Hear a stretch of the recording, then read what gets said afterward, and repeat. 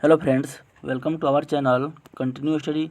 Friend, आज हम लोग बीपीएससी तैयारी 3 री एग्ज़ाम और तैयारी 4 के लिए जो प्लेटफॉर्म रुक्मणी पब्लिकेशन का न्यू बुक आया है, इसका आज हम लोग सेट नंबर 10 देखने वाले हैं। आज हम लोग सेट नंबर 10 में इतिहास के अति महत्वपूर्ण 40 प्रश्नों को देखने वाले हैं, जो आपके एग्ज़ाम के लिए बहुत ही महत्वपूर्ण है। इससे पहले हमने 1 से 9 तक के सारे टेस्ट सीरीज को अपने इस चैनल पर कंप्लीट देख लिया है।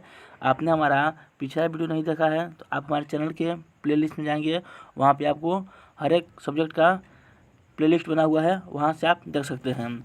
वीडियो शुरू करने से पहले आपसे एक छोटा सा रिक्वेस्ट है कि अगर आप हमारे चैनल पर नए हैं या आपने अभी तक हमारे चैनल को सब्सक्राइब नहीं किया है तो ऐसे ही महत्वपूर्ण वीडियो पाने के लिए हमारे चैनल को ज़रूर सब्सक्राइब करें, और वीडियो अच्छा लगा तो वीडियो को लाइक और शेयर करना ना भूलें। तो चलिए आज का पहला प्रश्न देखते हैं। आज का पहला प्रश्न दिया हुआ है इतिहास का, सुएज नहर किस वर्ष बनकर तैयार हुआ? सुएज नहर किस वर्ष बनकर तैयार हुआ? तो 1869 में सुएज नहर बनकर तैयार हुआ। ऑप्शन बी इसका राइट आंसर हो जाएगा। अगला प्रश्न है, प्रथम विश्व युद्ध में विजयी मित्र राष्ट्र गुट ने बुल्गारिया के साथ निम्न में से कौन सा संधि किया?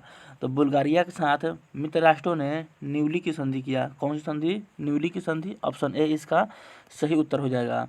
प्रथम विश्व युद्ध के बाद विजयी मित्र राष्ट्र गुट ने त्रियानो की संधि किस देश के साथ किया? जो त्रियानो की संधि है यह हंगरी के साथ विजयी राष्ट्रों ने किया था। तो ऑप्शन ए इसका सही उत्तर हो जाएगा। अगला प्रश्न है, प्रथम विश्व युद्ध के बाद विजयी मित्र राष्ट्र गुट ने टर्की के साथ सेब्रेस की संधि कब किया था? तो बताना है कि टर्की के साथ जो सेब्रेस की संधि हुआ था तो वो कब किया गया था? तो अगस्त 1920 में, यानी ऑप्शन ए इसका सही उत्तर हो जाएगा। राष्ट्रसंघ की स्थापना कब हुई थी? तो राष्ट्रसंघ की जो स्थापना है वह 10 जनवरी 1920 को हुआ था। तो ऑप्शन सी इसका सही उत्तर हो जाएगा। आपको कमेंट करके बताना है कि राष्ट्रसंघ की स्थापना के समय अमेरिका के राष्ट्रपति कौन थे, जिन्होंने बहुत ही महत्वपूर्ण भूमिका निभाया था। तो आपको कमेंट करना है कि राष्ट्रसंघ की स्थापना के समय अमेरिका के राष्ट्रपति कौन थे। अगला प्रश्न, मार्च क्रांति 1917 किस देश की क्रांति थी? तो मार्च क्रांति जो 1917 में हुई थी यह रूसी क्रांति थी। ऑप्शन ए इसका राइट आंसर होगा। प्रथम विश्व युद्ध के बाद विजयी मित्र राष्ट्र गुट ने सेंट जर्मेन एनले की संधि किस देश के साथ की? तो सेंट जर्मेन एनले की जो संधि है यह ऑस्ट्रिया के साथ हुआ था। ऑप्शन ए इसका सही उत्तर हो जाएगा। अगला प्रश्न है, भारत की समुद्री खोज किसने की थी? तो भारत की जो समुद्री खोज है इसको वास्को डी गामा ने किया था। 1498 ईस्वी में वास्को डी गामा ने भारत की खोज किया था और यह केरल के कालीकट तट पे पहुंचा था। तो ऑप्शन ए इसका सही उत्तर हो जाएगा। नेक्स्ट प्रश्न कर रहा है, फ्रैंकफर्ट की संधि कब हुई थी? तो फ्रैंकफर्ट की संधि जो है वह 1871 में हुआ था। यह प्रस्सा और फ्रांस के बीच में हुआ था। तो ऑप्शन सी इसका सही उत्तर हो जाएगा। जो सेडान का युद्ध था उसके बाद ही फ्रैंकफर्ट की संधि हुई थी। अगला प्रश्न है, 1917 में पहली रूसी क्रांति को किस नाम से जाना जाता है? तो 1917 में जो पहली रूसी क्रांति हुई थी उसको फरवरी की क्रांति के नाम से जाना जाता है। तो ऑप्शन ए इसका सही उत्तर हो जाएगा। फ्रेंच इंडो चाइना की स्थापना किस वर्ष की गई थी?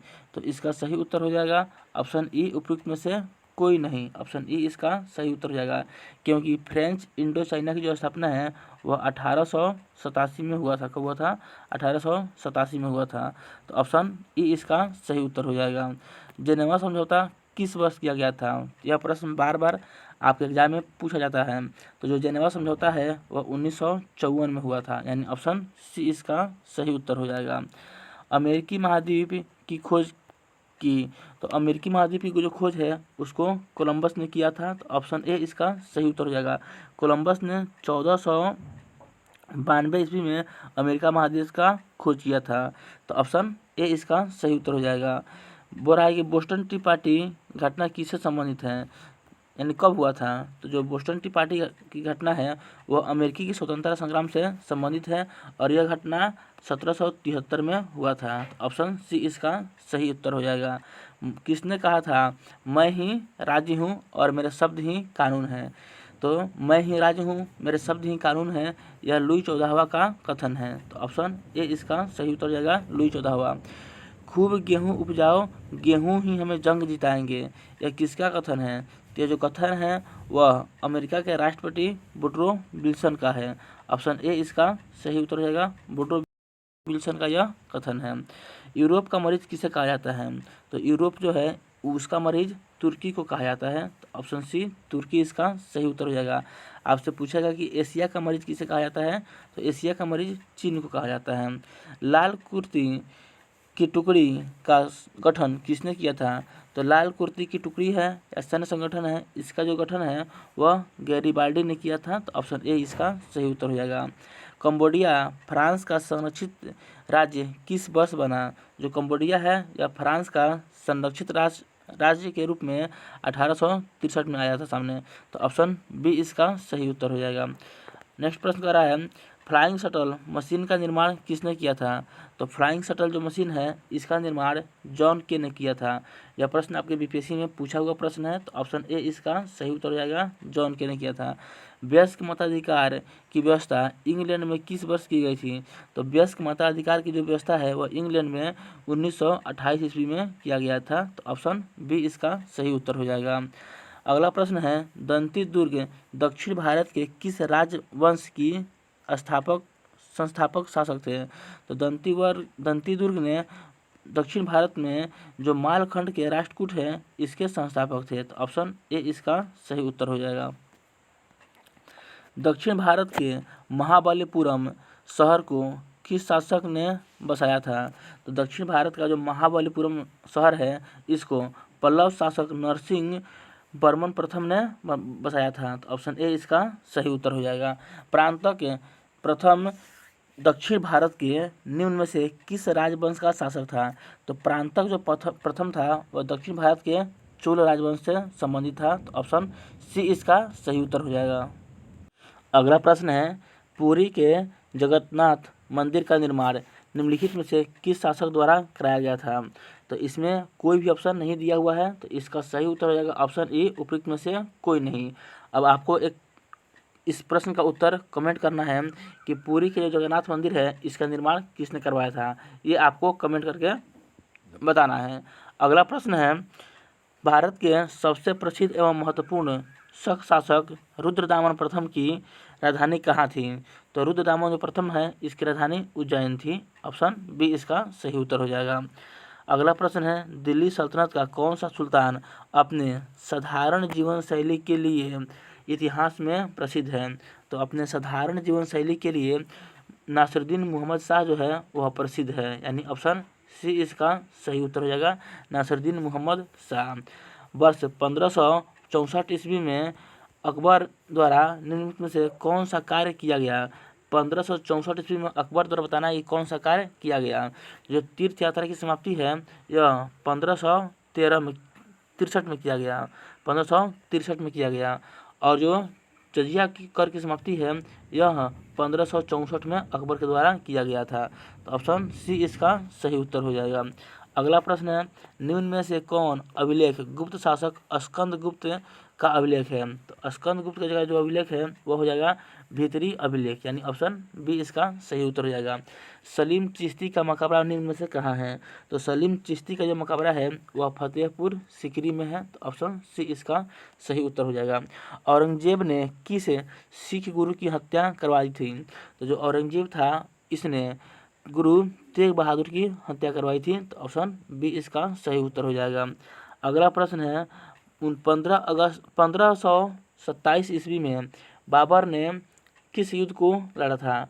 तो 1527 में बाबर ने खानवा का युद्ध लड़ा था। तो ऑप्शन ए इसका सही उत्तर हो जाएगा, खानवा का युद्ध बाबर ने 1527 में लड़ा था। और जब खानवा के युद्ध में जीता तब इसने गाजी की उपाधि धारण की। तो यह भी प्रश्न पूछा जाता है कि बाबर ने गाजी की उपाधि कब धारण की? तो खानवा के युद्ध के जीतने के बाद। अगला प्रश्न है जो खानवा का युद्ध है वह राणा संगा के साथ हुआ था। बाबर और राणा संगा के साथ खानवा का युद्ध हुआ था।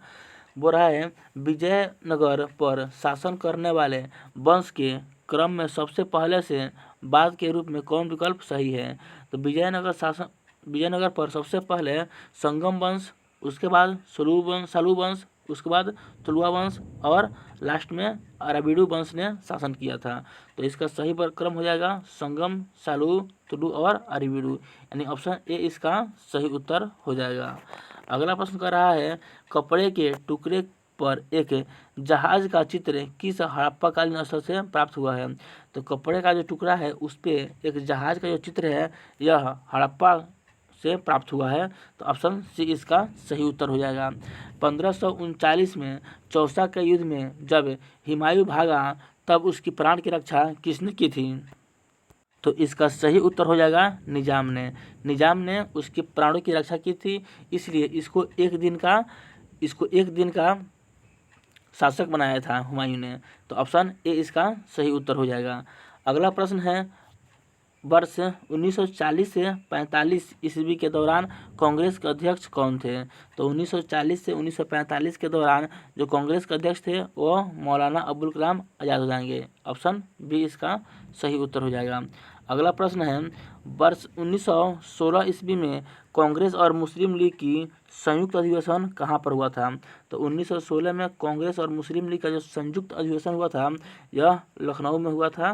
तो ऑप्शन सी इसका सही उत्तर हो जाएगा।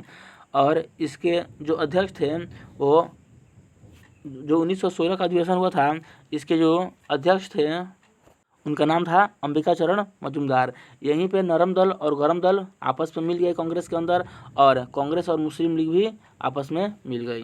तो प्रश्न पूछा जाता है। अगला प्रश्न है निम्नलिखित में से कौन 19वीं शताब्दी में के भारत में सामाजिक सुधार आंदोलन के अग्रगामी थे। तो भारत में 19वीं शताब्दी में सामाजिक सुधार आंदोलन के जो अग्रगामी थे उनका नाम था राजा राम मोहन राय, यानी ऑप्शन बी इसका सही उत्तर हो जाएगा राजा राम मोहन राय।